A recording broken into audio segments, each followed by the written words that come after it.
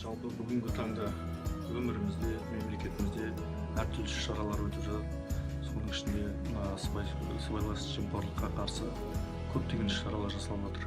Өкінішке орай, енді сыбайлас жемқорлық өмірімізде, мемлекетімізде қазір уақытта кездесіп жатады. Өкінішке орай, дегенмен көптеген іс-шаралар жасалып жатыр.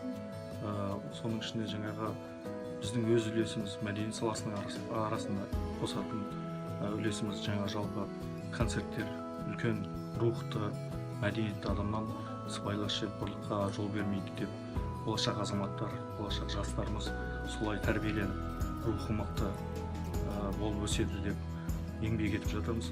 Соларға арналып көптеген әлемдік, өзіміздің қазақстандық дәстүрлі музыкамызбен сусындатып жастарды тәрбиелеп жатырмыз. Болашақта мәдениетімізде, елімізде сыбайлас жемқорлыққа орын жоқ деп есептеймін.